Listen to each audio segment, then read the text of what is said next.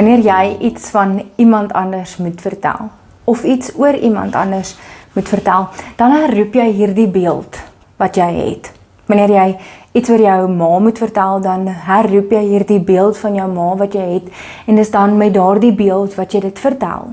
Wanneer jy iets moet sê oor iemand wat jy glad nie ken nie, dan sê jy dit oor dit met dit wat jy al gehoor het van daardie persoon.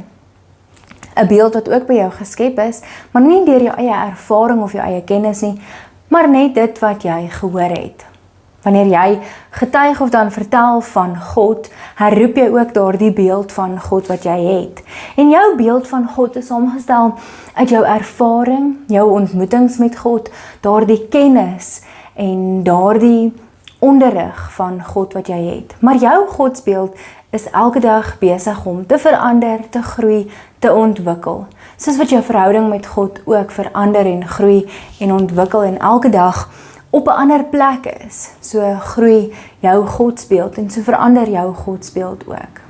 Wanneer ons dan vir iemand moet vertel van God of aan iemand iets wil getuig oor God, wanneer ons net iemand in daardie ontmoeting met God wil bring, moet ons net baie versigtig wees, dat ons nie sê, dit die enigste godsbeeld is wat daar is nie. Moet ons met baie versigtigheid ook daardie verkondiging en daardie getuienis doen, dat dit nie vir hulle voel asof ons net ons godsbeeld op hulle afdwing nie.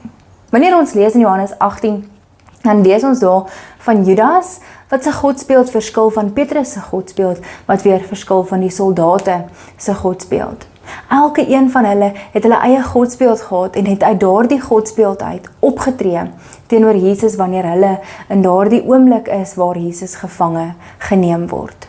Wanneer jy aan iemand gaan getuig, wanneer jy vir iemand gaan vertel van God, onthou en herroep vandag wat jou godsbeeld is en doen dit dan ook met versigtigheid om in ag te neem en te onthou dit is nie die volledige godsbeeld nie, omdat jy ook nog nie volledig alles van God ken nie, omdat daar nog so baie ruimte is om God te ontmoet, om God te leer ken en om God te ontdek. Mag jy hierdie week elke dag, elke plek, op nuwe plekke, op ander plekke, 'n ander kant van jou godsbeeld van God ontdek, en mag jou godsbeeld so groei in hierdie week, dat jy oorweldig sal word deur God.